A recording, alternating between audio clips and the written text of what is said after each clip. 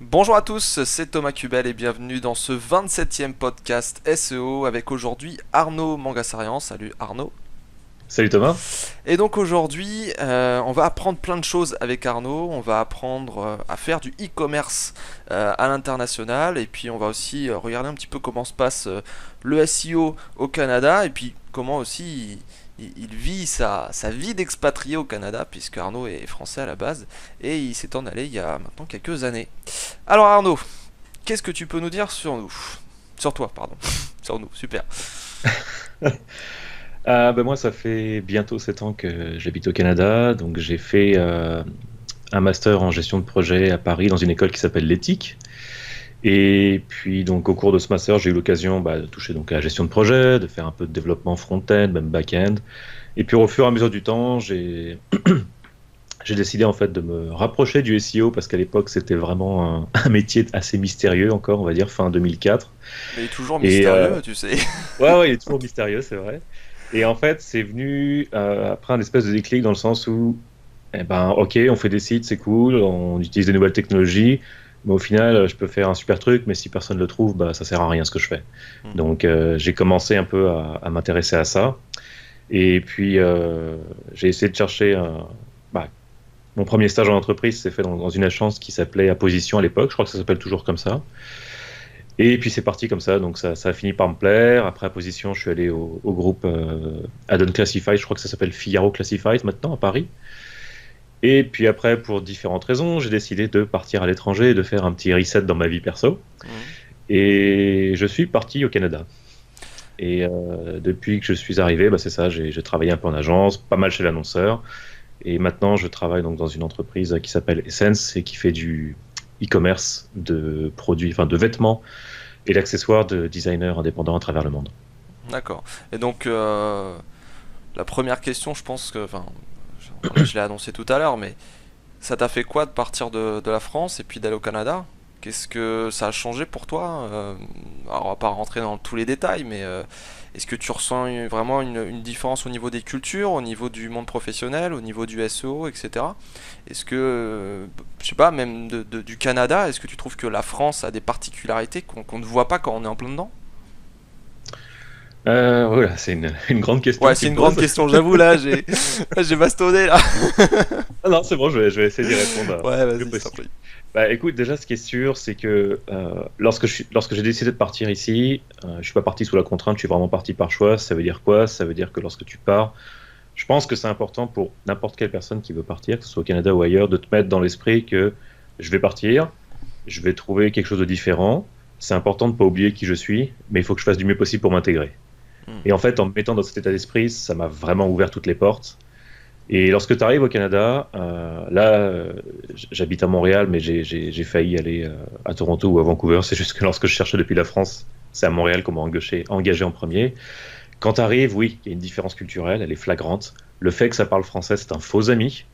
Hmm. Il faut vraiment se dire qu'on est en Amérique du Nord et que c'est pas des Américains qui parlent français, mais t'en es pas loin. Donc après, tu te dis en quoi est-ce que c'est différent au Canada? Tu sais que le Canada c'est grand, il y a différentes provinces et la culture change vraiment d'une province à une autre. C'est-à-dire que le Québec est une province francophone, même si ça parle pas mal quand même anglais autour de moi. Hmm. Mais si tu vas en Ontario ou en Colombie-Britannique, c'est anglophone et tu sens que la culture est un peu différente. Mais c'est vrai que tu sens que tu es en Amérique du Nord, tu sens que tu es à côté des États-Unis et c'est à peu près ça. Donc après, euh, pour répondre un peu à la suite de ta question, comment je le sens au jour le jour au travail? Alors ce que j'apprécie ici, la grande différence que je vois par rapport à la France, c'est qu'on va te donner ta chance. C'est-à-dire, tu as envie de faire ça, ok, j'ai envie de faire ce métier. Bon, je vois que tu as une formation là-dedans, c'est pas exactement ce qu'on cherche, mais tu as l'air de savoir faire le job, tu as fait ça, on va te donner ta chance. Hmm. Pourquoi ils font ça? Parce qu'ici, on va dire que si tu fais pas l'affaire, tu te retrouves à la rue en 15 minutes. D'accord, Euh, ok. C'est-à-dire que, enfin, quand je dis ça, faut pas le prendre négatif. C'est-à-dire que tu peux te faire engager très vite comme tu peux te faire virer très vite. Parce qu'il n'y a pas de. Il y a pas la même protection, on va dire, de l'employé comme on a en France. Alors, ça peut paraître un peu effrayant, mais quelque part, c'est un jeu dans lequel il faut accepter de rentrer. C'est-à-dire que moi, tu sais, tu te dis, bah, j'ai envie de travailler chez vous, pour X, Y raison, tu vas y aller, tu vas faire tes preuves, et s'ils se rendent compte rapidement que bah, tu as une valeur ajoutée, ils vont te garder, tu vas évoluer, tu vas vraiment évoluer chaque année, Hmm. et tu vas être content. Donc oui, ça peut arriver de se faire virer, ça m'est déjà arrivé de me faire virer d'ailleurs une fois ici pour des raisons économiques dans une agence. Puis en gros, bah, il y avait une coupure. Et puis on était dans une salle le matin, 10, ok. Bon ben voilà, on va devoir se séparer de vous. Donc vous pouvez prendre votre carton et partir. Donc c'est comme ça que ça se passe. Donc c'est un peu un choc, mais aussitôt que tu es parti, je veux dire, ça va vite pour retrouver un travail. Tu vas de l'avant assez rapidement. Tu as pas des périodes où tu es vraiment au chômage et tout. Enfin, si vraiment tu es volontaire pour travailler, tu en trouves quand même du travail. Ouais. Surtout que tu es en plus, moi, vu que je fais du SEO, c'est un bon exemple parce que le SEO, c'est pas non plus un métier. Il y a de la demande hein, sur le marché, mais c'est pas non plus un métier, on va dire, comme comptable ou ce genre de choses. Tu sais, il y a quand même moins d'offres. Hmm. Et lorsque je me suis retrouvé au chômage, tu sais, tu prends quand même quelques jours pour digérer ce qui t'arrive. Bien sûr. Et ça m'a pris un mois pour retrouver un travail qui était bien mieux payé que le précédent. D'accord. Tu vois, pour te dire. Donc, si tu veux travailler, tu peux le faire. Si à un moment tu vois que tu trouves pas, trouver un travail alimentaire, le temps que tu retrouves un métier dans ton domaine, tu peux le faire et c'est pas mal vu. C'est-à-dire que tu vois, quand je suis arrivé ici, ce que les recruteurs regardent, ils regardent ton CV, puis ils voient que, ok, tu as fait une formation dans tel domaine, que tu t'es spécialisé en SEO, c'est bien. Mais si à un moment donné, tu as travaillé 6 mois dans un Starbucks ou dans un truc comme ça, parce que je sais pas, tu étais dans un autre pays où tu avais besoin de faire un break, c'est pas du tout mal perçu. Au contraire, ils vont dire, ok, toi, tu es quelqu'un qui a besoin de travailler. C'est pas Hmm. quelqu'un qui va s'arrêter, qui va rien faire chez toi, tu travailles. Donc ça, c'est quelque chose qui est apprécié en Amérique du Nord. Même si tu as eu un travail qui est pas dans ton domaine pendant un certain temps, c'est pas mal perçu. Ça va pas te freiner à l'embauche. Ils vont juste te demander pourquoi tu as fait ça. Alors que quelqu'un qui a un énorme trou dans son CV, s'il n'y a pas une bonne justification derrière, ça va un peu moins les rassurer. Ouais, je vois. Et au niveau référencement, tu vois une différence entre je sais pas, peut-être les missions qu'on te confie, les salaires, la typologie de clients. Est-ce que les clients, je sais pas, sont plus ouverts à l'investissement? J'ai l'impression qu'aux États-Unis surtout, enfin, quand on voit les blogs, quand on voit les tarifs, etc., enfin, c'est normal en fait d'investir dans le marketing, c'est quelque chose qui est dans les mœurs, c'est quelque chose voilà qui marche quoi. Et en France, bon, je sais pas, on veut un photographe professionnel, quand on veut un marketeur ou ce que tu veux, bah ouais, combien ça va me coûter, combien ça va me rapporter, qu'est-ce qui me prouve que ça marche, enfin tu vois, je trouve qu'on se pose beaucoup plus de questions ici. Est-ce qu'au Canada c'est pareil qu'aux États-Unis ou c'est encore autre chose? J'ai envie de te dire, c'est un peu entre les États-Unis et la France. C'est-à-dire, lorsque je suis arrivé, il y a presque 7 ans de ça, le SEO avait quand même un petit retard sur les États-Unis et la France, surtout en termes d'analyse, en termes de projet. Donc, quand je suis arrivé et que je commençais à travailler, tu sais, je voyais qu'il y avait un écart. Cet écart a quand même, il s'est pas complètement comblé, mais ça va beaucoup mieux qu'il y a plusieurs années. Tu sens qu'il y a plus de niveau qu'avant. Euh, il y a des opportunités ici. Maintenant, en termes on va dire, d'ouverture d'esprit des clients par rapport au SEO, ils sont quand même mieux au courant qu'il y a plusieurs années. Tu tombes encore sur des clients pour lesquels ils vont te Oui, dire bah que ici c'est le aussi je trouve que SEO, ça s'est c'est amélioré, ouais, mais non, c'est bien, fais tes ouais, mots-clés, tais-toi, tu sais. c'est un peu T'en ça, as ouais. pas beaucoup, t'en as pas beaucoup. Mais quand, euh, quand tu travailles, alors, je travaillais en agence ici un peu moins de 2 ans, donc il y avait du SEO, il y avait de la demande, tu sais, c'était un poste qui considérait vraiment. Mais quand j'ai eu l'occasion de travailler chez l'annonceur, ouais, le SEO, c'était pas considéré comme un, un canal secondaire du web marketing, quoi. C'est Hmm. juste que les gens sont conscients que c'est important. Les gens sont conscients sont conscients, pardon, Oui, on sont a conscients compris. que lorsque c'est le matin ici, hein, c'est je me réveille. Ils sont conscients que lorsque tu cherches, bah, tu vas d'abord chercher de l'information par un moteur de recherche. Donc, ce métier touche directement ça. Ils sont conscients que tu es un des premiers canaux d'acquisition, mais comme ils savent pas trop comment ça marche, il faut que tu les rassures. Et c'est ça en fait que j'ai dû faire lorsque je suis arrivé ici. C'est que j'ai démarré et au début, tu sais, t'arrives, tu dis, bah voilà, j'aimerais faire ci, j'aimerais faire ça, il faut qu'on répare ça, puis après je pourrais faire ce projet. Puis les gens ils disent, ouais, mais pourquoi on fait ci, pourquoi on fait ça? Donc en fait, comment j'ai fonctionné, c'est qu'à chaque fois que je démarrais un contrat ou même en tant qu'employé chez un nouvel annonceur, je faisais des workshops. Hmm. Où là, je prenais directement les chefs de produit ou le chef de produit, l'équipe technique, l'équipe market. Je dis voilà, le SEO en 2013, en 2014, en 2015, c'est ça. C'est ça qu'on fait, c'est ça que je fais. j'ai besoin de ça, j'ai besoin de ça, voilà avec qui je travaille au jour le jour, et voilà ce que l'impact en fait du métier en tant que tel. Et là, tu te rends compte que les gens ils disent, ok, c'est pas du tout ce que je pensais. Et quand ils comprennent vraiment ce que tu fais, eh ben, ils vont naturellement plus te consulter. Par exemple, lorsque tu en as un qui dit, bon ben voilà, mon forum sur le site, je vais le fermer, je préfère te consulter avant, c'est pour savoir est-ce qu'il faut que je le fasse. Donc quand tu as un forum qui rapporte 10 000 visites par jour, bah, tu dis, bah voilà ce que tu vas perdre. Ah oui, d'accord, ok. Parce que les gens sont pas conscients. Ouais. Et en fait, en expliquant tout ça, ils comprennent mieux. Et lorsque tu arrives, ne serait-ce qu'à à faire un projet où tu vas réussir à prouver ta valeur ajoutée en disant bah voilà ce que ça a fait d'un point de vue trafic, voilà ce que j'ai réussi à générer d'un point de vue conversion et dollars, tout de suite on t'ouvre toutes les portes. Ici, ils sont très très très axés conversion, Mm. c'est-à-dire peu importe le métier que tu fais. Même si quelqu'un va dire ouais le SEO c'est de la magie noire, machin chouette, tu t'en fous, le bruit c'est t'arrives, tu fais ton projet, tu montres que tu sais faire quelque chose, et tu montres par A plus B que ce que tu as fait, ça a généré quelque chose pour le client. On va toujours te donner la chance de pouvoir le faire au moins une fois. Faut juste pas te louper. Mais généralement, si tu sais ce que tu fais, tu vas pas te louper. Et puis quand tu as réussi à montrer ce que, bah, ah ok, donc tu sais faire ton métier et puisque tu m'as fait rapporter de l'argent, qu'est-ce que tu veux faire maintenant? Vas-y, je t'écoute. C'est vraiment comme ça que ça marche. Et il n'y a pas, excuse-moi, ouais, je termine juste là-dessus, il n'y a Ouais, je t'en pas prie. de, il y a pas ce que j'ai vraiment remarqué en moins, enfin, qu'il n'y a pas par rapport aux entreprises dans lesquelles j'étais en France, il y a moins d'individualisme. Alors, je dis pas que c'est comme ça partout en France, c'est juste que par rapport à mon expérience que j'ai connue en France, l'individualisme est beaucoup moins fort ici. C'est-à-dire que c'est, OK, tu veux me faire gagner de l'argent, viens, t'as besoin de qui? T'as besoin de telle personne, telle personne, telle personne, on se met tous ensemble, qu'est-ce que tu proposes? Ah ouais, OK, ça a l'air pas mal ton truc, on va le faire. Et puis à la fin, moi je m'en fous à qui va le crédit, c'est j'ai envie que les choses soient faites, c'est comme ça que je suis heureux. Mm. Et puis, bah, ça marche pas mal comme ça. C'est là où tu sens que ça se rapproche bien des États-Unis.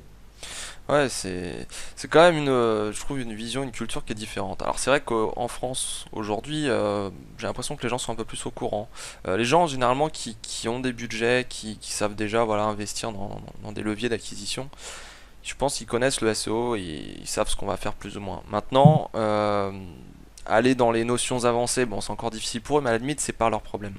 Par contre, je me rends compte qu'il y a toujours des gens, alors souvent des petits acteurs, hein, des entreprises qui démarrent, qui voilà, viennent de lancer leur société, même qui ont fait un magasin pignon sur rue, ils commencent comme ça, puis ils viennent nous voir, ou parfois on peut même leur en parler dans un salon des entrepreneurs ou autre chose, et puis tu te rends compte que ces gens-là, ils en vivent pas une quoi. Mais après, je vais pas jeter la pierre à quelqu'un, hein, mais c'est vrai que je trouve que on n'a pas suffisamment comment dire chez Supinfo, chez Epitech, toutes ces écoles d'informatique, etc. On aborde le référencement, mais c'est la couche vraiment c'est la couche qu'on avait dans les années 2000 quoi.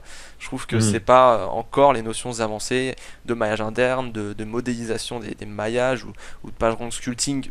euh, 2017 quoi, pas le Ouais, pas le ouais. sculpting d'avant tu vois, etc. Donc je sais pas, je pense qu'il faudrait mettre beaucoup plus de référencement naturel et aussi tout le reste, hein, tout ce qui est autour du web, du digital, tout ça, en mettre beaucoup plus dans les écoles, mais aussi dans les CCI, dans toutes ces institutions qui permettent aux entreprises de grossir et de s'informer. Je vois des tas de sites voilà, qui disent voilà comment faire votre comptabilité, votre truc, votre main, mais comment on se fait pour se développer? Comment on fait pour aider les entreprises aujourd'hui? Le SEO, enfin, moi je prends toujours cet exemple parce que franchement c'est un des meilleurs exemples de l'année 2016. J'ai un client, le SEO l'a tellement fait pousser qu'il a pété une de ses machines, et il faisait tourner sans cesse ses machines 24 heures sur 24. Sa machine a pété, il n'a pas pu fournir les clients. Et il s'y attendait pas.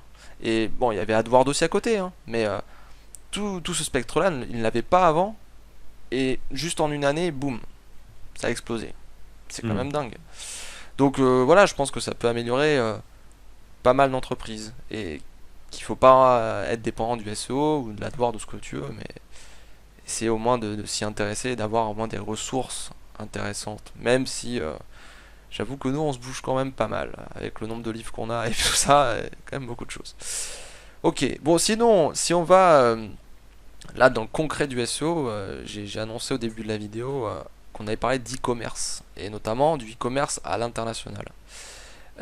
Si tu devais dire quelques petites astuces ou quelques points importants dans le e-commerce à l'international, qu'est-ce que ce serait pour toi? Euh, Bah déjà, en fait, si tu fais du e-commerce international, il faut s'assurer que ce que tu fais à l'international, ça s'exporte bien dans les autres pays. Ça, j'avoue, Euh, c'est déjà une bonne question à se poser. voilà, parce que on peut avoir l'impression que c'est souvent le cas, mais ça ne l'est pas forcément tout le temps. Par exemple, si je prends mon entreprise, on vend des vêtements, jusque-là, pas de problème, sauf qu'on a aussi des articles. Et dans les articles, il y a des femmes un peu dénudées parfois.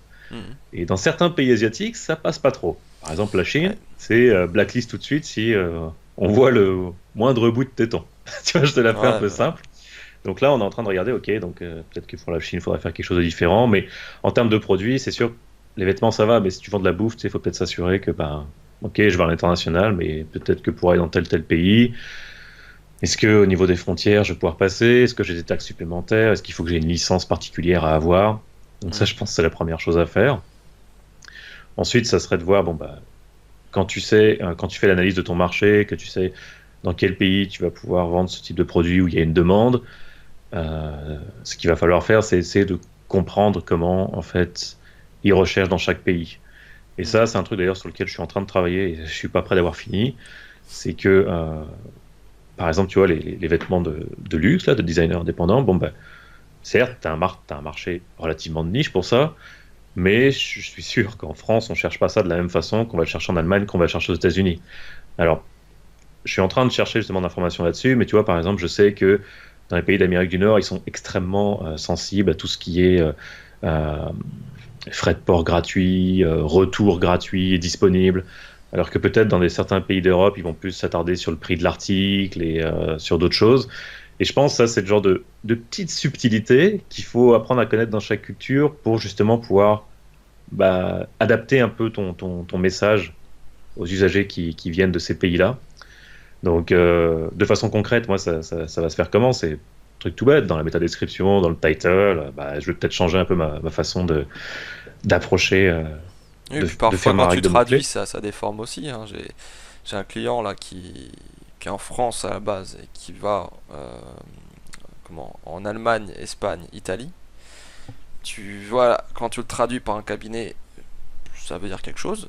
Par contre, les mots-clés recherchés, quand tu fais ta recherche, tout ça, ensuite tu te dis, mais en fait, non, le ciblage il est pas bon du tout, quoi. Et Hmm. parce que ils ont, je sais pas, parfois c'est une appellation autre ou autre chose, quoi. Enfin, c'est clair qu'il faut s'adapter à la culture, à la langue, à tout plein de choses au marché, ouais. Ok, et après, si tu avais d'autres points à dire, même au niveau technique, au niveau des contenus, de l'approche, ou peut-être, je sais pas, au niveau des prestataires aussi, parce que mine de rien, quand tu vas dans un autre pays, bah toi, tu parles peut-être pas 150 langues, quoi. Donc, Non, c'est vrai. Euh, Bah, d'un point de vue technique, déjà, c'est sûr qu'il faut mettre en place tout ce qui est bah, l'aspect régional, hein, l'aspect régional de ce que tu vends, c'est-à-dire entre les tags qui vont aider les moteurs de recherche à mieux indexer tes bonnes versions d'URL dans chaque version du moteur, donc tout ce qui est hreflang, hmm, tout ce qui est meta-language pour Bing, tout ce qui est n'importe quel type de signal régional, parce que les hreflang et tout ce genre de trucs, même si tu les intègres parfaitement, c'est loin d'être parfait, et je m'en mords encore les doigts, c'est-à-dire parfois tu es sur Google France, tu fais une recherche, tu vois le site de mon client qui ressort, puis c'est l'URL américaine, alors que tout est clean dessus, que tu as bien mis les hreflang, tu as bien mis tout ce que tu veux, que c'est bien traduit. Donc les moteurs sont pas parfaits. Donc c'est sûr que il y a un travail à ce niveau-là. D'un point de vue technique, il faut s'assurer évidemment que tes versions de sites internationaux sont crawlables. Puis qu'est-ce que tu as choisi? Tu sais, comment est-ce que tu as choisi de faire ton SEO international? Ta structure, t'as choisi de faire ça comment? Est-ce que tu y vas avec un domaine par pays? Est-ce que tu y vas avec un répertoire par pays? Ou est-ce que tu y vas avec un sous-domaine par pays?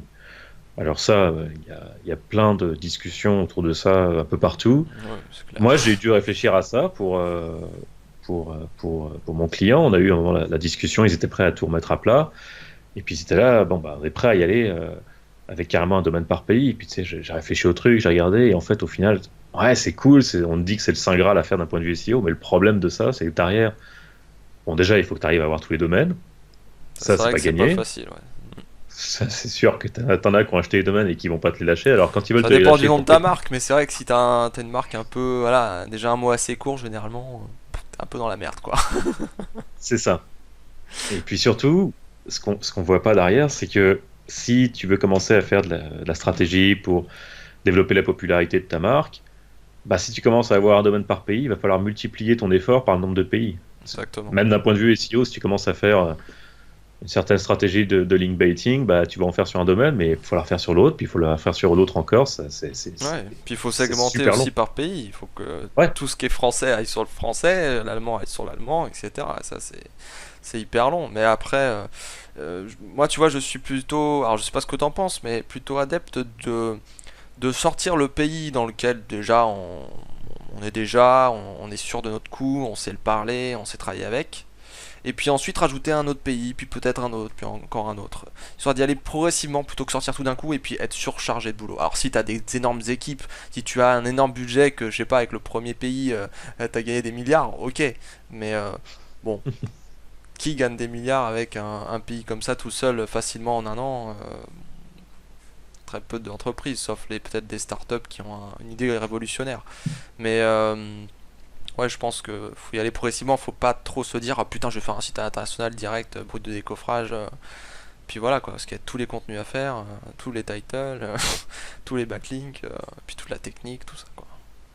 Ah ouais, non, c'est sûr, bah, tu vas payer par pays, parce que ne serait-ce que pour les questions légales, là, faut régler tout ça si ça se fait pas comme ça. Mm. Mais ouais, je sais qu'ils ont rajouté un pays il y a pas longtemps, puis on a pu voir en SEO ce que ça donnait, on a pu voir de façon globale ce que ça donnait, c'était très positif. Mais c'est sûr que tu le fais étape par étape.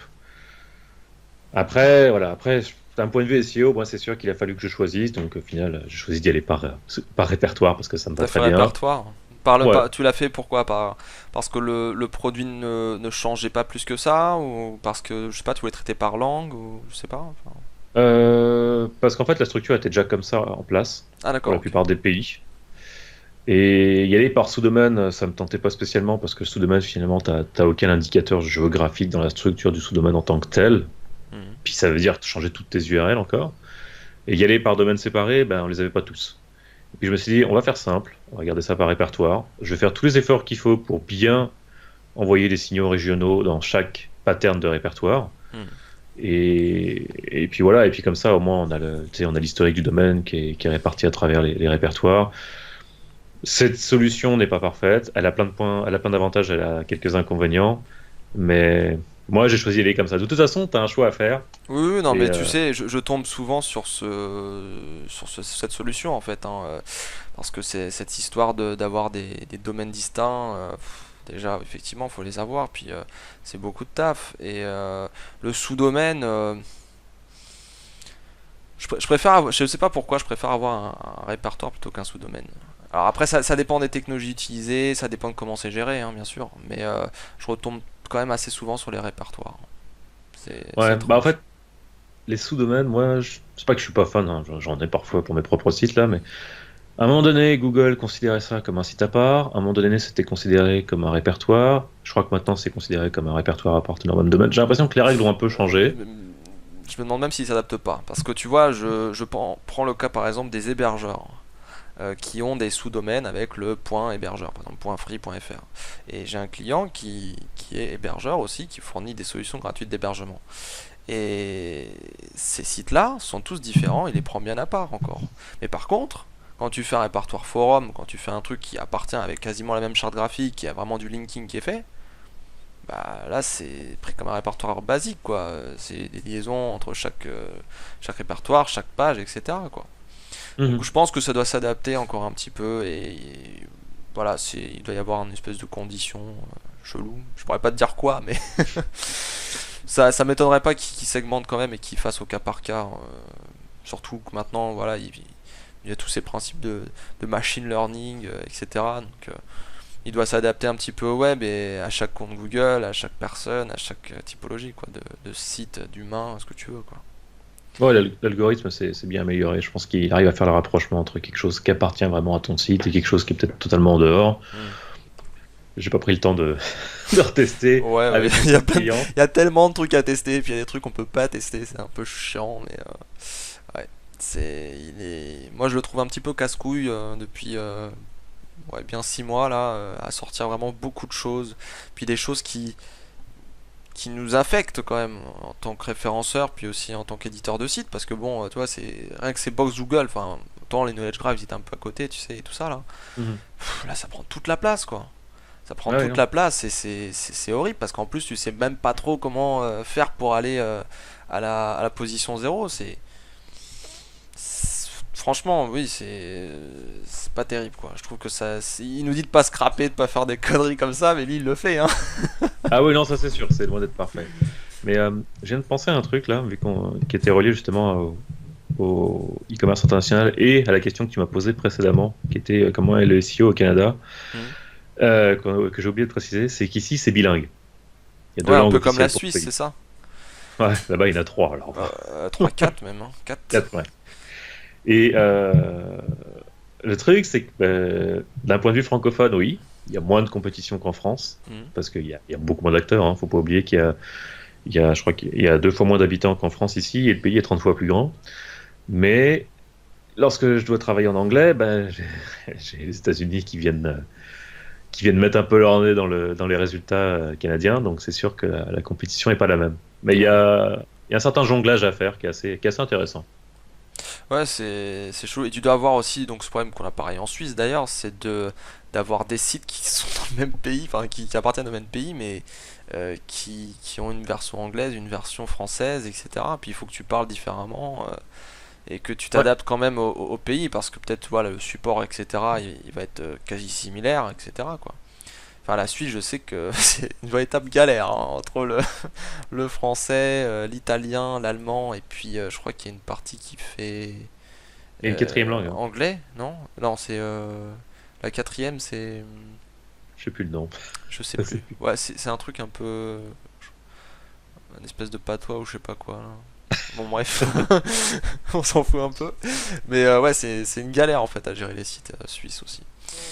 Mais ouais, de toute façon le Canada, ça doit pas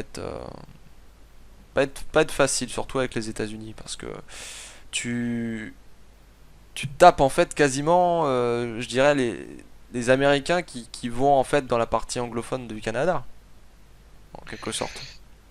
Ouais, bah après, c'est plus parfois Google au niveau d'indexation qui mélange les deux, mais c'est vrai que avant, je travaillais pour un site de recettes de cuisine là, qui était canadien anglophone. Hmm. On arrivait à se positionner, j'arrivais à faire du travail, j'arrivais quand même à bien me positionner, mais j'avais dans les compétiteurs, là, j'avais des sites américains qui remontaient, quoi. Puis c'était assez tendu quand même Ouais. de faire mieux qu'eux parce qu'ils avaient un historique de dingue, ils avaient des, un nombre incroyable de backlinks qui venaient de sites vraiment bien fichus. Enfin, Et c'est, puis les là-bas, ils sont États-Unis, plus ils sont simples. beaucoup, hein. Hein, ouais, il y a plus de méthodes quand même, je trouve, hein, pour avoir des backlinks. Il y en a beaucoup en France, hein, mais putain, il y a des trucs qui marchent aux États-Unis. Ici, ça marche pas, quoi. Tu prends, tiens, on en parlait il y a pas longtemps avec Laurent Bourrelli et Stéphane Brio. Reddit. Putain, je me suis fait accueillir sur Reddit là il y a un mois. Ils étaient sympas les gars, hein. Je leur fais un texte nickel, unique, machin. Ils me disent, bon, ici c'est pas français. J'ai supprimé. Le mec, tu sais, Ah oui, dans Reddit, ils parlent anglais, ouais. ouais, mais ils ont une partie française. Ils ont une partie française, ils ont des posts français. Je me rappelle très bien, puisque. Alors, c'est pas très joyeux, mais lors des attentats du 13 novembre, il y avait des tas de gens qui avaient posté leurs commentaires sur Reddit en français. Et voilà, moi je poste un truc, je prends du temps et tout. Le mec, putain, Reddit c'est anglais, je m'en fous de ton texte quoi. Sympa le gars. Donc tu vois, par exemple les diglac, les choses comme ça, ça a marché un temps. Aujourd'hui il y en a quelques-uns, mais c'est pas non plus explosif ici en France. Je regardais encore ce matin là, les journalistes, tu sais, pour aider les journalistes, tu deviens une source pour eux. Et puis tu peux leur donner des chiffres, tu peux leur donner des tas de choses. Aux États-Unis, Hmm.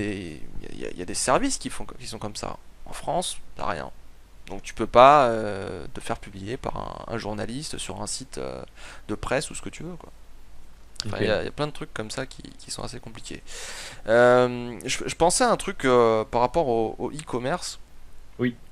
Euh, Qu'est-ce que tu penses de ces histoires de marketplace, de peut-être comparateur de prix, même si maintenant c'est un petit peu différent.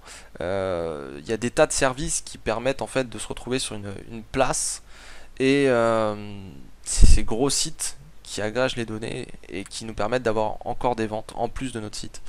Tu penses que il faut y aller, qu'il ne faut pas y aller, qu'il faut y aller d'une certaine manière, je sais pas.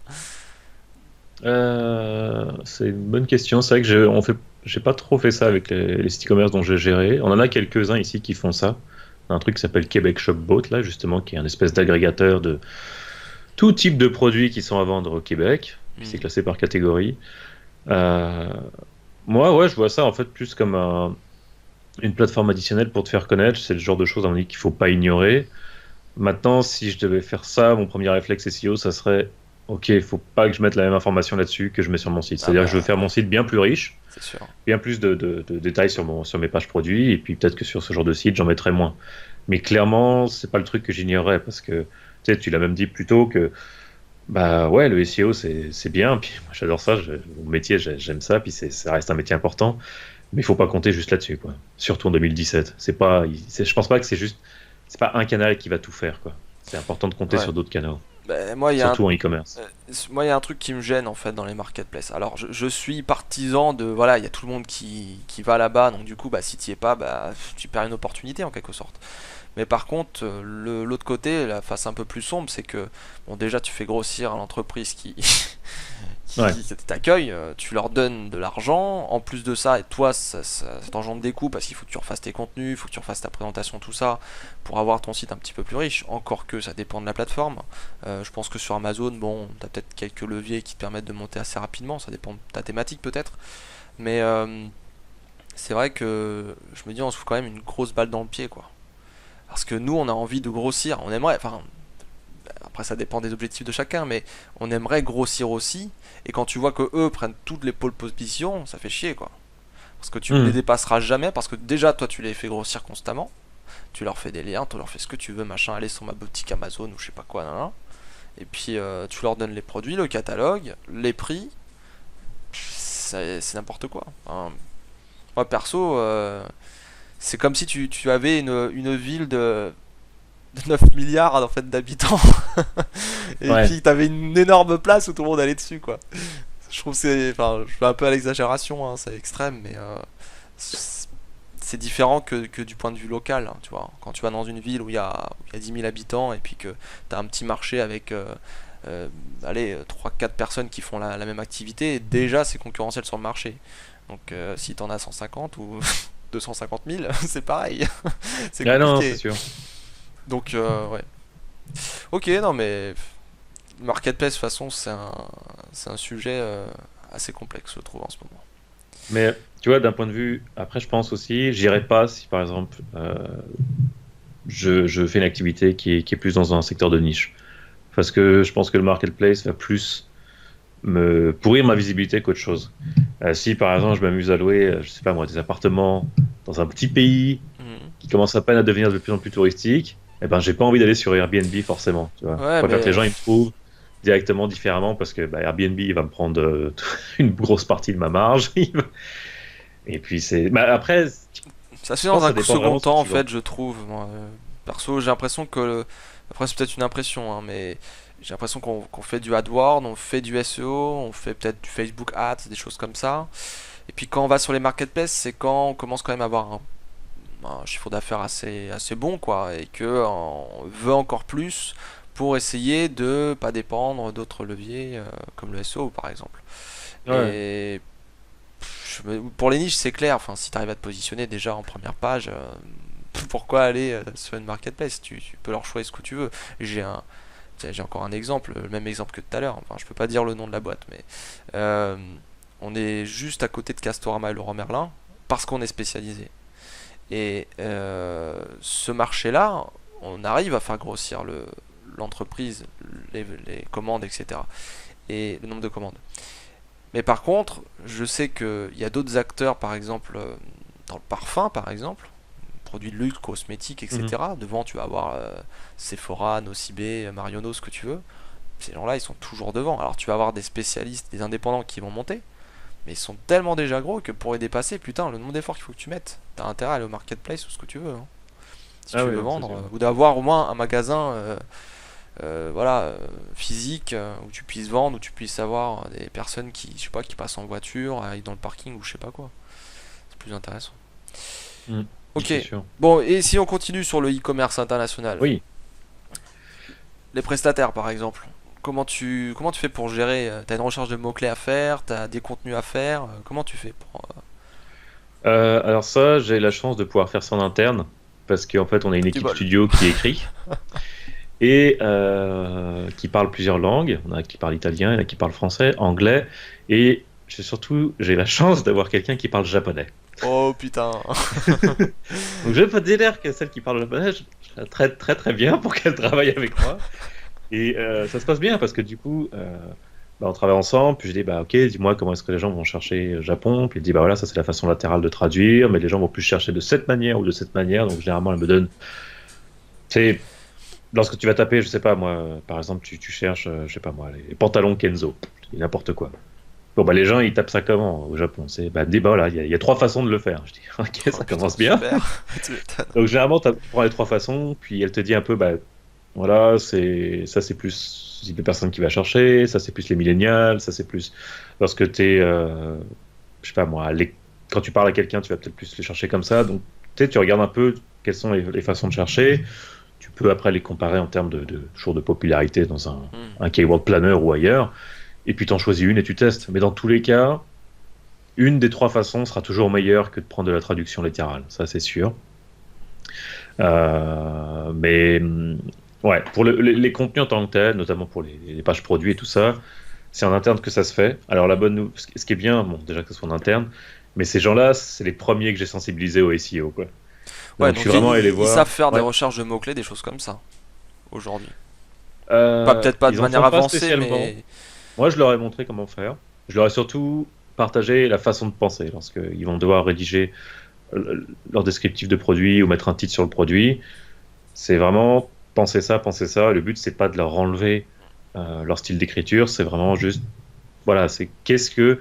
Puis c'est toujours, c'est un peu le cœur du métier. Qu'est-ce que je vais pouvoir écrire d'un point de vue information? Qu'est-ce que je vais pouvoir faire sur la façon de présenter mes produits qui va me différencier de mes compétiteurs et qui va faire en sorte que je vais répondre finalement à un maximum de requêtes usagers qui, derrière ça, ont une intention d'acheter un produit éventuellement.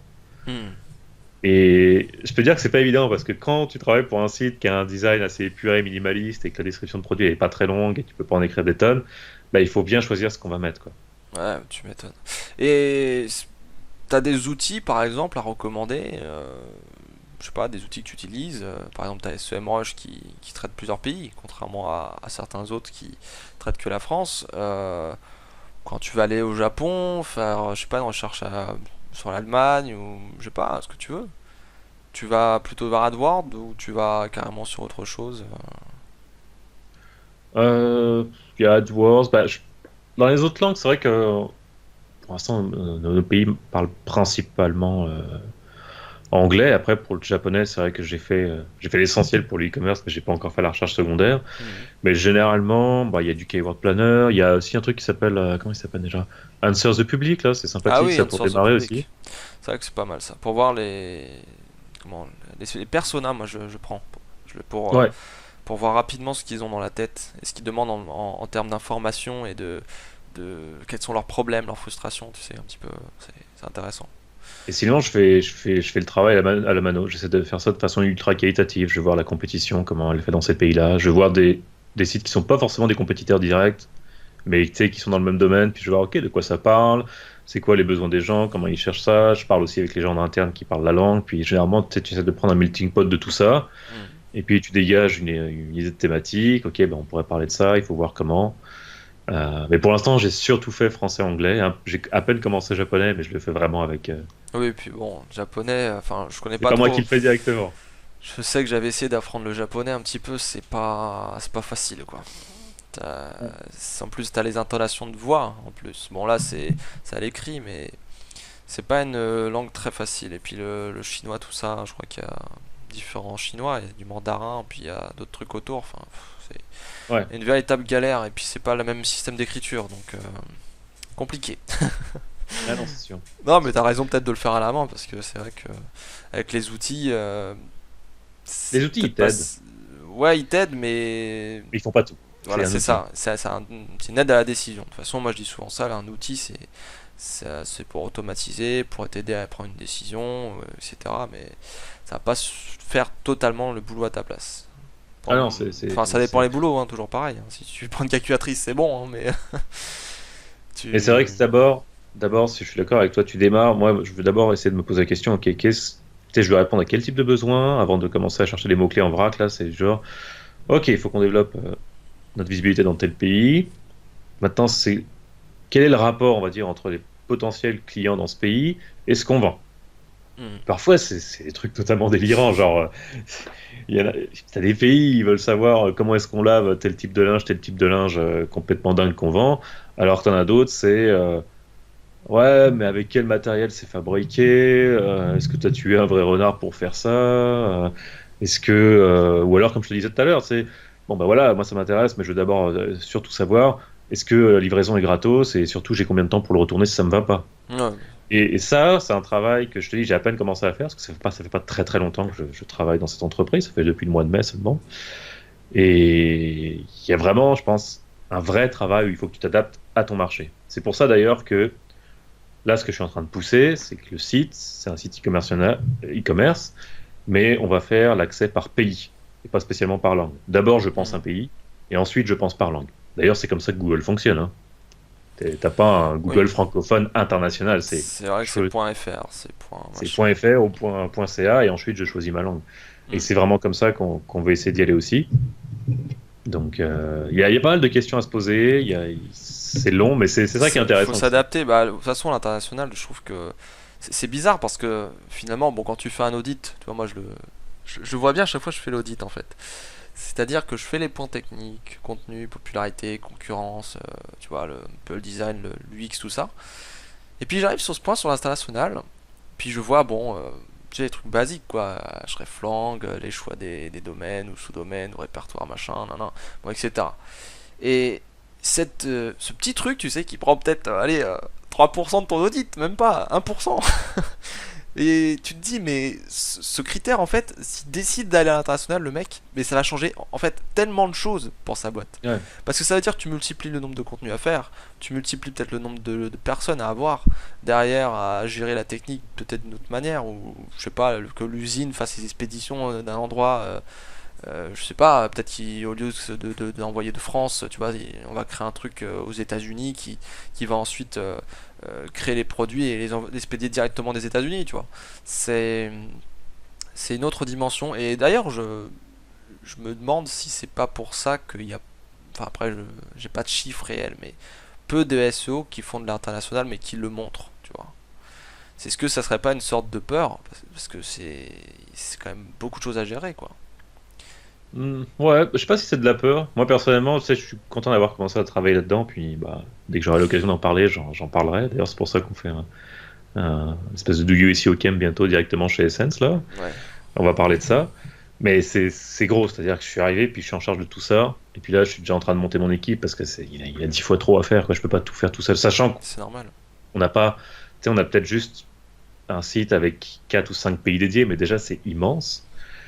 Et après, tu sais, comme tu le disais aussi, tu as les règles à suivre à l'international selon ce que tu vends.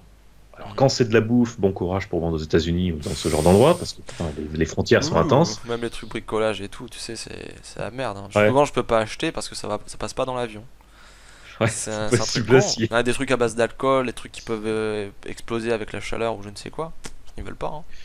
Mais tu vois, une problématique typique qu'on a eue, c'est on a une liste de designers indépendants qui vendent des produits, Mhm. mais par exemple, tu vois, on a Canada Goose. Tu connais la marque? Imagine ça te dit quelque chose peut-être? Ça me dit quelque chose, C'est une mais marque de je pourrais pas manteau. te dire un produit, l'histoire ou autre chose, hein. C'est une marque de manteau canadien qui est faite au D'accord. Canada. Ok. Eux, ils veulent pas vendre dans certains pays. Je crois qu'ils veulent vendre que au Canada et peut-être aux États-Unis. Je sais même pas si c'est autorisé en France, je sais plus. Donc en gros, j'ai un site international, eux ils veulent être là, mais on peut pas en vendre dans tel pays. Et puis, évidemment, tu as toujours ceux qui vont dire, bah, on le monte pas. Lorsque tu es dans la version française du pays, je dis, y a pas de problème. Sauf que les gens, ils sont loin d'être stupides. Ils vont aller sur la version américaine du site. Ouais. Donc, qu'est-ce qu'on fait? Ah, ben, on le cache? Non, on le cache pas. Tu sais, il faut avoir ce genre de discussion. Parce que si tu commences, Ouais. les gens, ils vont dire, ah, ben non, mais selon quel pays tu viens, on va le cacher. Je dis, bah oui, tiens, il va être content Google si on commence à cacher les trucs Ah comme bah oui, ça. c'est sûr. Non, faut Donc, il faut avoir faire des affaire règles. avec. Voilà, c'est ça. Faut Faut se faire qu'on des ait règles. affaire avec l'internaute, pas qu'on ait affaire avec Google en quelque sorte. Et là, ce que j'ai vraiment poussé depuis que je suis arrivé, c'est extrêmement basique comme concept, c'est Pars du principe que ce que tu montres à ton utilisateur, ça va être la même chose pour Google. Arrête de dire qu'il y a un truc pour les robots et un truc pour les usagers. Parce que pareil, les gens sont pas forcément familiers avec ça. Et puis, tu sais, une des solutions, par exemple, ça a été, bah, tu montes la page normalement, c'est juste que bah, tu peux pas l'acheter. Ou alors, tu mets un message clairement que ce n'est pas vendable dans votre pays. Oui, Et il y voilà. a toujours des gens qui vont tenter, tu sais, d'acheter. Bah, c'est pas un problème. Au niveau de l'achat, ça va bloquer parce qu'on va voir que ta carte de crédit, je sais pas moi, elle est française, elle est pas Oui, américaine. ou l'adresse, je suis le mec qui fait la préparation de Voilà, commande ou je sais pas quoi. Il peut c'est les dire détails, mais il faut y bah non, penser, voilà, quoi. oui, c'est sûr. Bah, le mieux c'est d'y penser de manière automatique pour éviter d'avoir trop de taf après. Mais Et c'est après, vrai tu as les que systèmes de fraude. ah oui, bon, Les ça problèmes c'est de la merde fraude. ça, les Ça, c'est PayPal très et toute la rigolo. clique là, le truc qui, les gens qui changent dans le poste ou je sais pas quoi, et qui mettent des faux trucs. Oh, Bah, ça, en c'est fait, une vraie pourquoi galère, je hein. t'en parle? Pourquoi je t'en parle de Parce que ça t'est ça? parce que ça t'est arrivé tout simplement. Non, non, même pas, c'est pas ça. Ouais, la fraude, ouais, ça Je m'est déjà arrivé charrie, de me hein. faire pirater ma carte de crédit une fois ou deux depuis que j'habite ici. Mais alors, pour ça, je peux dire qu'ils sont ultra efficaces, hein, dans les banques ici. Ouais. T'appelles la banque, j'ai été piraté, ok, le compte est bloqué, la banque te rembourse ce que tu as été piraté, du montant que tu as été piraté, et 7 jours plus tard, t'en reçois une nouvelle. Putain. Non, mais je te parlais de ça parce qu'en fait, ils ont eu ça avant que j'arrive, mais à un moment donné, le système n'était pas fiable, et du coup, il y avait des attaques depuis un pays en particulier. Il avait tellement souvent que le serveur il avait pris cher. Les pages commençaient à tomber à cause de ça, quoi. Ouais. Donc finalement, ton SEO il était affecté. Mais donc là, pareil, il y a des règles qui ont été mises en place pour justement éviter de surcharger les serveurs avec des requêtes comme ça, parce que mine de rien, même si ça se passe juste pendant la procédure de paiement, bah tu le sens passer quand même. Tu sais, Ouais, bah c'est clair. c'est du trafic qui arrive juste pour foutre la merde et t'as pas envie que ça t'arrive. Donc, En ce moment, c'est les sites chinois, tu vois, qui m'emmerdent alors. ah oui, ça on a pas mal de Ju- fraudes qui viennent de ces Voilà, endroits. juste avec le blog WordPress en plus, tu vois.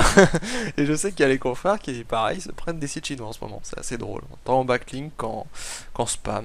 Moi, je regardais les logs l'autre jour. Hop, hop, hop. Bloqué, bloqué, bloqué. C'était assez drôle. Et un truc auquel je viens de penser, peut-être pour le SEO e-commerce, là, le dernier point peut-être que je pourrais partager, ça serait la stratégie de gestion de produits en ligne. Mhm.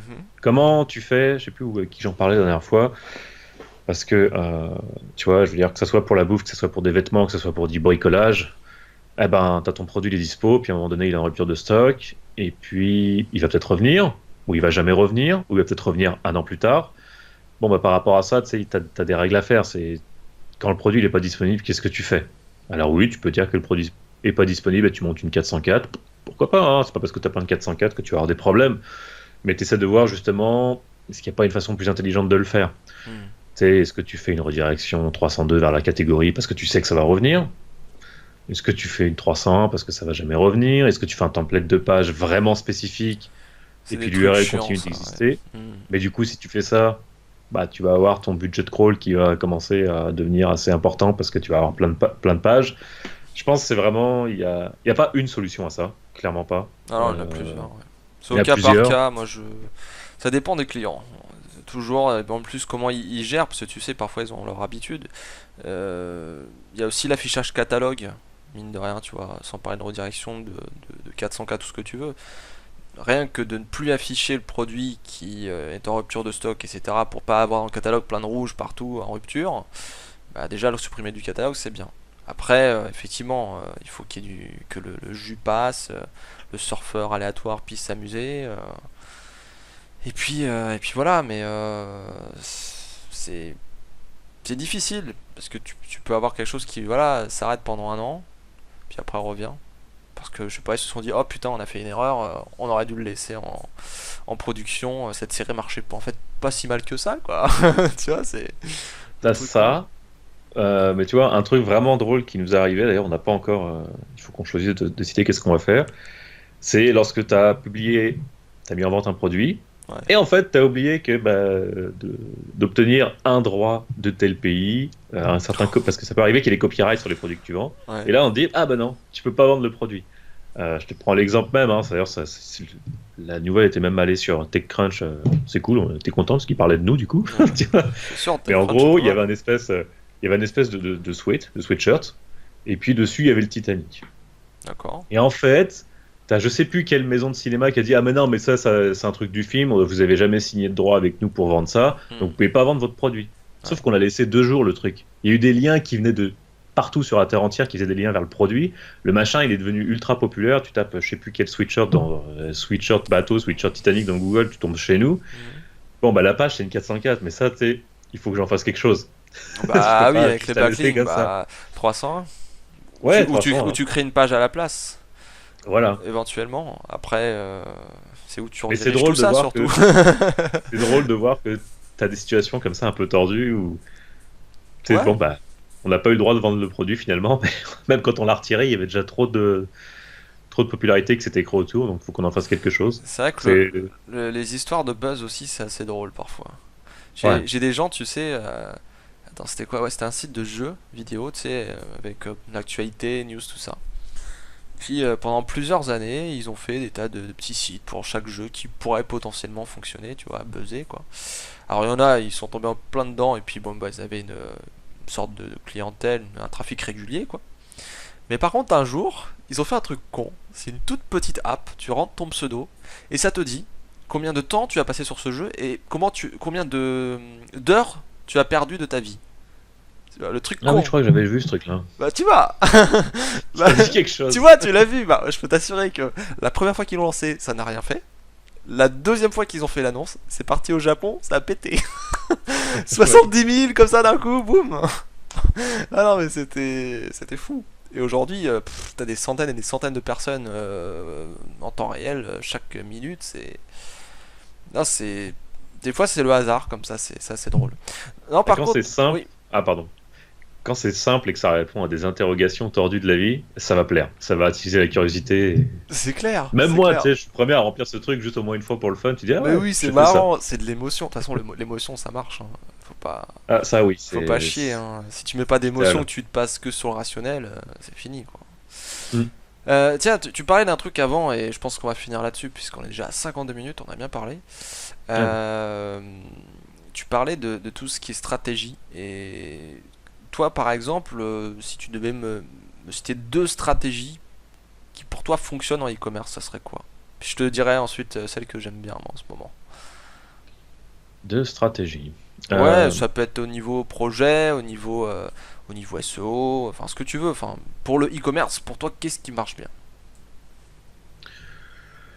Euh, Bah déjà, moi, j'ai c'est la stratégie d'avoir, enfin, la stratégie autour de tout ce qui est, d'avoir une structure de site qui puisse s'étendre extrêmement facilement, où tout va être lié intelligemment et que tu sais que Mhm. tes produits vont être indexés très rapidement, qu'il y a des chances qu'ils ressortent très vite. Donc c'est tout ce qui est stratégie vraiment structurelle. De toute façon, moi, c'est comme ça que je fonctionne en SEO quand j'arrive avec un nouveau client. D'abord, je veux régler tous les problèmes techniques, voir toutes les améliorations petites et majeures qu'on peut faire.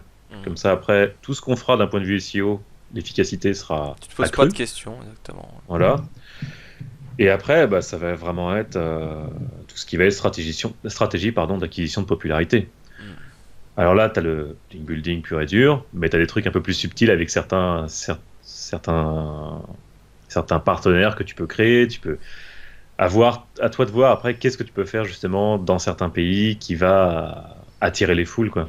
Puis là, je parle pas juste de faire des liens depuis des journaux locaux ou ce genre de choses. Ça peut être je prenais l'exemple des Japonais là, qui sont friands de certaines choses. Ok, qu'est-ce qu'on pourrait faire pour eux et qui matcherait avec la culture qu'on a en entreprise. Ouais. Donc c'est vraiment, ouais, c'est ça. C'est vraiment T'essaies une stratégie pour. d'anticiper, d'être en empathie avec eux pour essayer de fournir la chose, quoi. Ouais. Mm. Bah, j'ai à peu près le même état d'esprit. La technique, comme ça après, moi je m'en occupe plus. Enfin, on s'en occupe plus. Enfin, on avance bien sûr si on fait des refontes, des Mm. choses comme ça, mais au moins on s'en occupe pas. On n'a pas de problème d'indexation, des trucs comme ça, tout roule, on crée son contenu, ce qu'on veut. Et ouais, un truc que j'aime bien faire. Alors, si je parle que sur le site déjà. Euh, Faire la partie e-commerce, donc catalogue, tu présentes tout ça machin. De l'autre côté, ou en parallèle du catalogue, répondre à chaque besoin. T'as un besoin, t'as un problème, ce que tu veux, une solution en face. N'importe quelle requête. Il faut que tu essaies d'avoir quelque chose en face que tu trouves, que tu sois malin pour essayer de faire quelque chose. Et j'aime bien aussi mettre un blog. Alors, après, il peut prendre différentes formes, mais un blog pour traiter les questions très ponctuelles, tu sais, qui sont sur le moment, qui sont des opportunités. Voilà, il y a, je sais pas, dans notre métier, par exemple, Pingouin sort, bah voilà, tu vas faire un article tout de suite. Moi, par exemple, ça m'a valu un backlink au journal du net pour dire que voilà, il y avait des gens qui avaient réagi sur les blogs parce que personne l'avait fait quoi. Ouais, c'était un Mhm. truc con. Et voilà, donc blog pour tout ce qui est temporaire, rapide, short, un cocon sémantique ou si tu veux un truc qui répond aux besoins, une structure intelligente, bien liée pour répondre à tout, puis le catalogue pour les produits et tout l'aspect commercial. Et j'aime bien utiliser AIDA, AIDA, je sais pas si tu connais, AIDA. Eda? Attention, intérêt, désir, action. D'accord, ok. Et ça te permet en fait de faire un tunnel de conversion qui va te permettre avec l'attention de viser toutes les requêtes informationnelles. L'intérêt, le désir, ça va être tout ce qui est mots-clés branding ou tu sais une investigation en quelque sorte au niveau des prix, au niveau de la qualité du produit, des différentes marques. Et puis action transactionnelle en fait. La requête commerciale, achat pas cher ou boutique qui vend je sais pas quoi, Ouais, ouais. etc. Donc j'aime bien réfléchir comme ça sur le on-site. Comme ça permet de faire plein de templates, plein de stratégies autour, même en conversion, etc. Et puis pour tout ce qui est autour, bah, l'idée c'est un peu comme ce que dit Laurent, c'est inonder, tu sais. Essayer d'inonder la thématique, essayer de rayonner, de montrer ce que tu as fait avec la technique et ton contenu, et puis d'aller démarcher des gens. Mais pas, tu sais, faire le gros connard, tu sais, qui va te démarcher de manière agressive, tout Ah, juste bien sûr. et pas aimable, etc.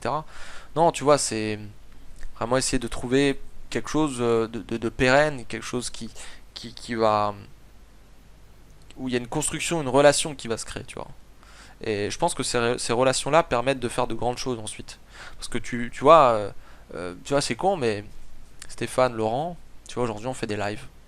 On est parti sur des lives. Et tu vois, il y a quelques années, c'était quoi? C'était du Twitter et puis c'est tout quoi. C'était voilà, entre confrères, c'est tout point. Aujourd'hui, on discute, même en after et tout, tu vois, on raconte un petit peu comment ça se passe en ce moment avec la boîte, tout ça. Enfin, il y a une relation qui se crée, une relation amicale, c'est cool. Et je pense qu'avec toute entreprise, il faut essayer de faire ça. Il faut essayer d'avoir un écosystème qui est sain. Et même si bien sûr tu peux t'amuser, faire du link building pur et dur comme tu dis, je pense que tu peux t'amuser.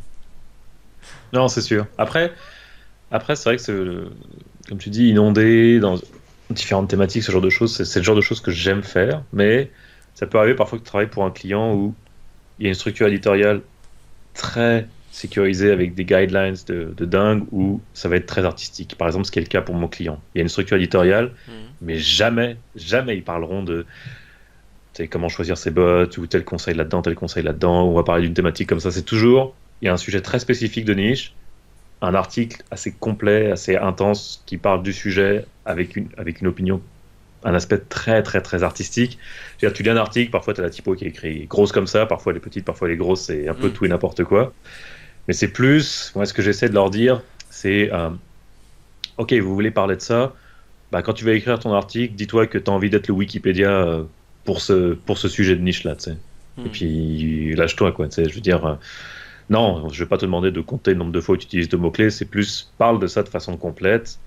C'est comme, dis-toi que la personne qui va tomber là-dessus, elle a envie d'être contente de ce qu'elle veut dire, elle a envie d'en apprendre beaucoup et de se dire, OK, il est vraiment intéressé par ça, celui qui écrit ça, et rester là, quoi. Tu sais, il y a deux mots que j'utilise beaucoup quand je discute avec les clients. C'est équilibre, déjà dans un premier temps. Avoir vraiment l'équilibre et essayer de jauger un peu comment il faut faire pour mixer catalogue, information, enfin tout ce que tu pourrais dire, hein, Wikipédia, Mhm. etc. Pour, euh, pour que la personne en face déjà comprenne ce qu'on lui vend et comprenne aussi son problème et puis se dise que notre produit c'est sa solution. Et le deuxième mot que j'utilise, enfin groupe de mots plutôt, point de vue. Je trouve que c'est souvent une histoire de point de vue. Et même, tu sais, dans la vie courante, pas que en SEO. Quelqu'un qui n'est pas d'accord avec toi, quelqu'un qui va te faire une gueulante ou je sais pas quoi pour une connerie, ben c'est son point de vue et toi t'en as un aussi et tout le monde a son point de vue en fait. Et j'estime que quand on fait un contenu, etc., euh, il faut essayer, comment dire, tu peux t'adresser à une audience, mais en même temps, il faut que tu fasses du face à face. C'est complètement contradictoire ce que je dis, mais si tu fais du face à face, tu vas être très personnel, tu vas être très proche de la personne qui est en face, en train de potentiellement peut-être acheter ou de s'interroger et de s'informer. Et si tu parles à une audience, bah, tu parles un peu à tout le monde. Et là, c'était très éloigné. Donc, point de vue équilibre, tu vois, être un petit peu entre les deux, mais partout. Et bon, c'est une espèce de philosophie. Après, j'utilise souvent, il y a d'autres choses que j'utilise aussi, mais j'aime bien ces deux mots. Ça me permet vraiment de me interroger sur ce que je dois faire parfois, et ça m'aide pas mal. Après, bon, c'est un tips que j'ai. Je pense que toi aussi, tu as des tips, tu as peut-être des questions que tu te poses, je sais pas, pour prendre du recul, ou même, je sais pas, de technique d'aller sur des forums, je sais pas. Je sais qu'il y en a beaucoup qui font ça, et ils vont sur les forums voir ce que veulent les gens, ce que disent les gens sur les produits ou sur les concurrents, et ça nous permet de savoir ce qu'il faut faire parfois. Non, c'est vrai que tu peux. Ouais. Bah, non, je suis complètement d'accord. C'est-à-dire que quand tu vas faire ton projet, ton article, ce que tu veux, tu as besoin de savoir à qui tu t'adresses, puis faut pas le prendre trop restreint, mais faut pas le prendre trop large. Donc, ça sera peut-être pas un face-à-face avec une personne, mais ça va être un face-à-face avec un groupe restreint d'individus, parce que je sais qui vient, Hmm. qui est intéressé par ce qu'on vend, et surtout qui est intéressé par la manière dont on le présente. Et ces personnages, je sais très bien quel groupe de gens il s'agit. On long, en large. Et je me dis, ah, ok, il faut que je sache parler à ces gens-là, quoi. Oui, bah Et ça va de toute ça façon. demande de l'adaptation. Ça va avec les personas et compagnie, hein. Mais après, voilà, il y a aussi du paraître, je pense. C'est que même si tu vois, je t'appelle pas Arnaud, je peux t'appeler tu ou vous, tu vois. Et te dire, bah voilà, ok, je comprends ton problème. Ton problème, c'est ça. Et nous, on a beaucoup travaillé là-dessus. Et justement, tiens, on a une solution pour toi. C'est ça, et ça, c'est le truc qui va te permettre de faire tout ça, tu vois. C'est le discours marketing copyrighté, tu sais, super. Ah, le tuez-vous, d'ailleurs, c'est drôle que tu me dises ça, parce que ici, tu vois, ils n'utilisent pas trop le vous, C'est tout le monde tue. presque. Ouais, c'est sympa La ça. première fois que j'ai rencontré, quand tu fais les entretiens d'embauche et que tu rencontres le CEO, tu dis tu. Voilà. Et si tu dis vous, tu peux dire vous, il va sourire, il va dire tu peux me dire tu. Oui, ou sinon, tu vois, c'est pareil en France, tu vois, tu En dis France, tu, il pour te ça, casse la tu peux gueule, dire tu, quoi. hein. Tu dis tu, il te casse la gueule, il te dit au revoir, vous n'avez pas le poste. Non, mais tu sais, en fait, c'est débile, mais parfois, quand je rentre en France, de temps en temps, je garde le réflexe, tu sais, un jour ou deux, quand je vais à la boulangerie, machin, ah bonjour, puis je dis bonjour, tu vas bien, tu sais, parce qu'ici, ils disent ça, quoi, c'est exactement la traduction américaine. Ouais, Parfois, tu dis salut, parfois, tu dis bonjour. Même ici, hein, quand tu vas chez un commerçant, tu dis salut, hello, c'est vrai. est-ce que tu peux me sortir ça? Puis, quand je rentre, il y a toujours 1 ou 2 jours d'adaptation, donc ça surprend un peu les commerçants. Heureusement, ils se sentent pas froissés parce que généralement, ils le prennent bien. Ouais. Mais je pourrais pas aller, je sais que si tu commences à avoir un professionnel en France, oui, bonjour, tu veux quoi comme prestation? Ça marchera pas, quoi. Ouais, bah après ça dépend des gens, je pense. Ça dépend de. Je pense qu'on va se diriger vers le tu de toute manière. Parce que tu vas par exemple sur mon site, je crois que sur la première page, la page d'accueil, j'ai marqué vous prenez pas la tête avec les vouvoiements, tout ça, tutoyez-moi. Et tu vois, quand j'ai marqué cette phrase, je sais plus quel livre j'avais lu, mais c'était un passage. Il faut être. Je crois que c'était un livre sur personal branding. Et il faut être vrai, il faut être simple, il faut être comme on est, etc. Et moi, tu sais, on me tutoie, j'adore ça, quoi. Le vous, ça me fait chier, mais. Je trouve ça chiant à conjuguer, je trouve ça chiant à épeler, ce que tu veux, mais tu, c'est beaucoup plus simple. Tu prends aux États-Unis, c'est you, tu vois, on s'en fout. Même en Espagne, c'est du tu fais ce que tu veux. Le usted, pardon, on s'en fout, quoi. Voilà. Non, mais c'est vrai. Et s'il n'y a pas la différence, vu que c'est you, Ça me je sais pas gonfle. si c'est vous ou si c'est tu. C'est C'est ça, mais ça. c'est tu en plus. Je suis sûr que c'est tu. Vous, non. Vu la culture, enfin, je trouve qu'ils sont beaucoup plus simples. Même sur l'approche, les mails, ce que tu veux, les sites internet, les sites de spam, ce que tu veux, ils sont beaucoup plus simples. Ouais, après, je pense que c'est vraiment c'est ce que je dis aussi à la plupart des gens qui sont en France, mes amis, c'est que c'est pas comme c'était tout rose ici Non, il y a et aussi des en inconvénients. France. Il y a un inconvénient, c'est exactement ce que je t'ai dit au début, c'est une acceptation de la différence culturelle. C'est-à-dire que j'ai déjà vu des gens qui sont arrivés, qui voulaient rester dans leur état d'esprit français et qui voulaient pas s'en décoller. Généralement, 3 mois après, ils rentraient en France parce que ça collait pas, parce que tu sais, c'est une question d'adaptation, c'est tout. Hmm. Puis t'adapter, ça veut pas dire ça veut pas dire forcément avoir des contraintes, ça veut juste dire t'adapter et puis toi tu restes qui tu es et c'est cool. Au contraire, je trouve ça c'est plus un enrichissement personnel quoi. Ouais, carrément. Bon, on va peut-être s'arrêter là parce que 1h05.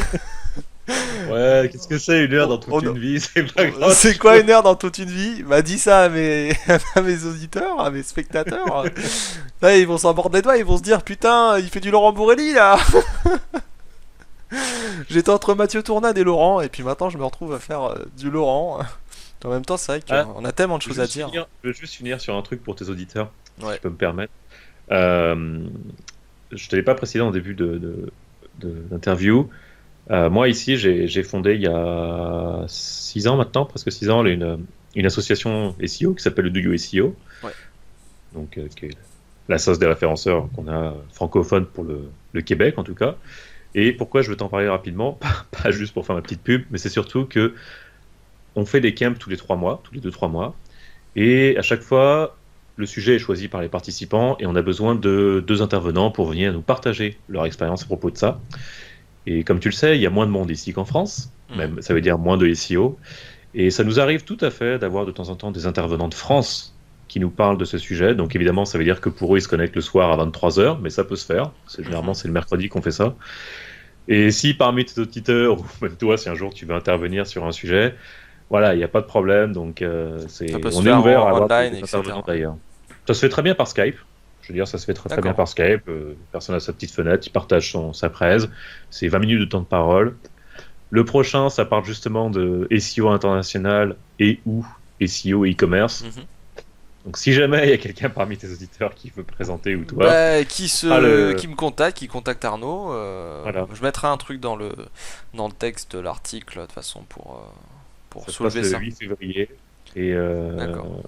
voilà, on cherche encore un intervenant. Mais en tout cas, voilà, c'est quelque chose que je te dis parce que on a déjà eu, tu vois, des intervenants de l'ouest du Canada, genre Mhm. ici au Muscle, il a été intervenu une fois Mhm. par Skype. Ouais. Et puis on a déjà eu des gens de France qui ont intervenu pour du SEO, pour de la rédaction web orientée SEO, pour de l'analytics.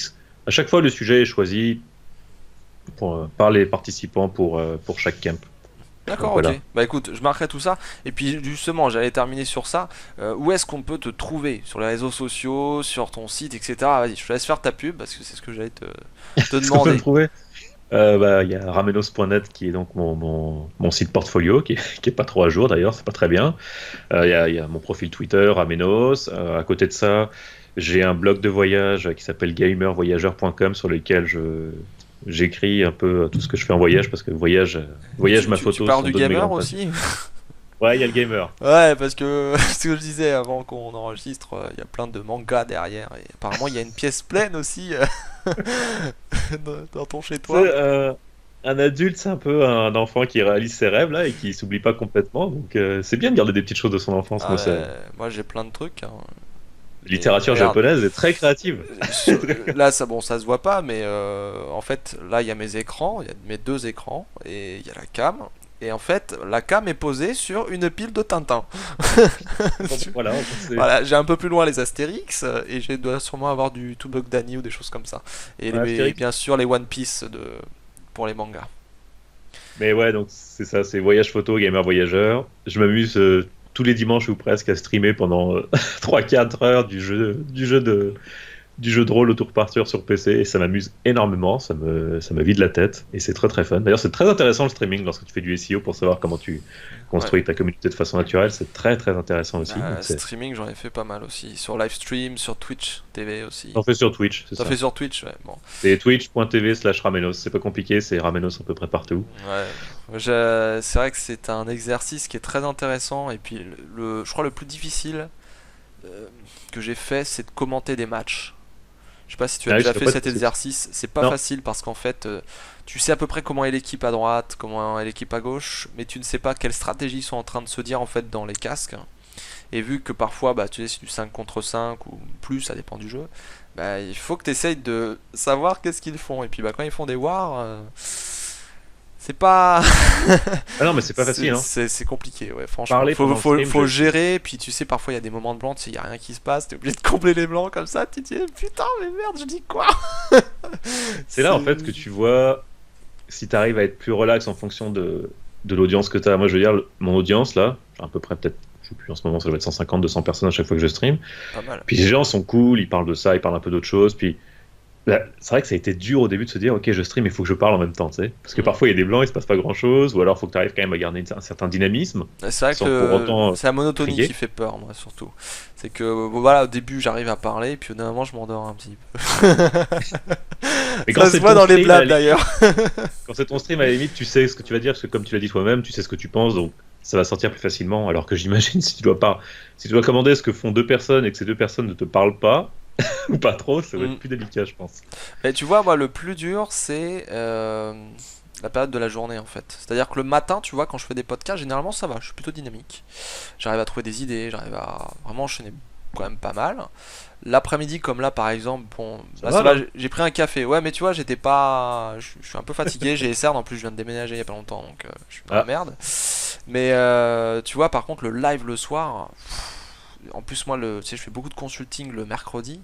Donc, putain, tu fais tes heures de coaching, tu parles, t'expliques. Il y a des gens, parfois, ils n'en pichent pas une.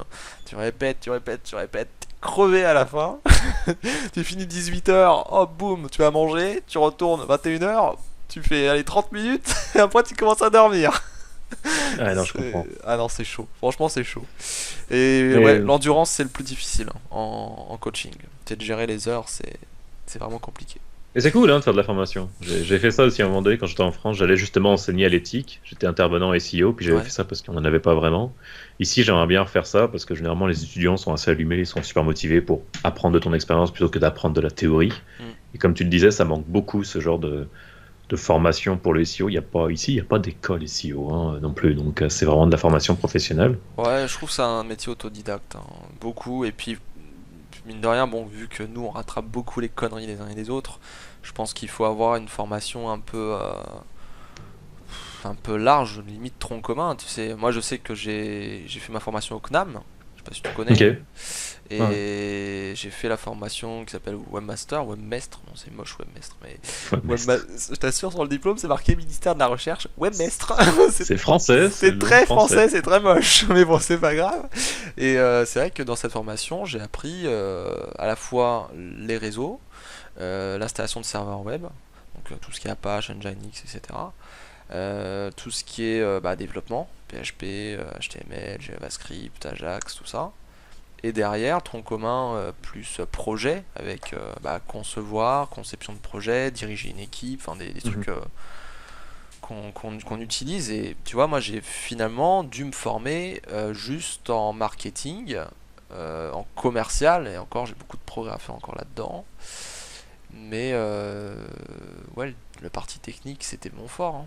Et maintenant, je te dirais, je m'en vais un peu de la technique pour aller plus vers le marketing et copywriting rédaction, quoi.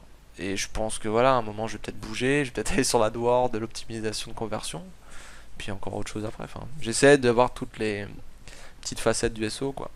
Un peu Ah non, plus c'est sûr. avancé. Et c'est drôle que tu parles de webmaster parce qu'ici, là, tu rigolerais bien. Hein. Il y a beaucoup de choses qui sont francisées. Ah ouais. Genre, quand tu vas au McDo, c'est le Mac poulet et ce sont des croquettes que tu achètes. Ce sont pas des nuggets. Le Mac poulet pour le Mac Ouais? chicken, t'es sérieux? Ah bah, tu dis pas Mac chicken, tu dis Mac poulet. Mais par contre, ils disent pas Mac poisson, ils disent Mac fish. C'est Non, bizarre, filet hein. au fish, ils disent. Filet au Ouais. fish, ouais, comme ici, ouais. Et les nuggets, c'est des croquettes. Des croquettes. Ah, c'est moche. Ouais, par exemple, la chaîne de Body Shop, ici, c'est le Body Shop. Enfin, il y a plein de choses comme ça, c'est rigolote. Mais... C'est un peu comme en Suisse, ouais. Non, mais il y avait un truc, tu vois, on s'était foutu de ma gueule quand je suis parti en Suisse, c'était chez Montex. Je rentre dans le supermarché et tout, puis elle me dit un truc, tu sais, je comprends pas. Elle me dit, tu peux aller chercher de la chasse. Je sais pas de quoi elle parlait, Chasse. la chasse, tu sais. Ok. Et Bah, puis moi, je sais pas ce que c'est. voilà, et je cherche le rayon, tout ça, machin. Puis je me dis, mais c'est quoi la chasse? Qu'est-ce que ça peut être? Et en fait, la chasse, bah, c'est équivalent du gibier. Donc c'est dans le D'accord. rayon des jambons, et puis tu cherches les trucs, tu vas chasser le grizzly, quoi. Ok, mais pourquoi pas. Hein. Ici, c'est l'orignal, alors tu sais. Ah ouais, c'est drôle. Mais il y a des expressions comme ça, c'est compliqué. Puis même quand tu vis dans le pays, c'est différent. En Suisse, tu traverses le passage piéton, les gens s'arrêtent avant que tu traverses, quoi. Mais vraiment, bien avant, quoi. C'est obligatoire, limite. C'est pas Ah le oui, mec, il ça a c'est pas. respecté aussi. Ouais, mais ici, c'est les gens, ils traversent, et toi, tu attends que la voiture s'arrête Oui, c'est avant la de voiture qui a traverser. priorité. C'est ça. C'est la voiture qui a priorité. Bah, c'est le piéton, mais c'est. Ouais, dans notre tête, c'est la voiture. C'est vrai que. Bon. Bon, on va s'arrêter là parce qu'1h15, là, ça fait beaucoup. Ouais, je comprends. Pas de problème. Bon, merci en tout cas d'être passé, Arnaud. C'était super sympa. Merci pour toutes ces astuces. J'espère que ça va aider beaucoup de gens à peut-être avoir un mécanisme différent dans le site e-commerce et puis e-commerce international. Et puis je te souhaite beaucoup de choses, beaucoup de bonnes choses pour cette année 2017 qui j'espère sera plein de nouveaux projets, plein de nouveaux challenges. Ça marche. Ben, merci beaucoup à toi aussi, Thomas. C'était cool cette interview. Ça fait du bien de temps en temps de parler un peu avec la France quand même. Bah oui. C'était cool. Je te souhaite aussi plein de bonnes choses pour 2017. Et puis j'imagine qu'on se reparlera très bientôt. Bah oui. Allez, à très bientôt et puis on se retrouve pour le 28e podcast très prochainement. Bye bye. Bye bye, ciao.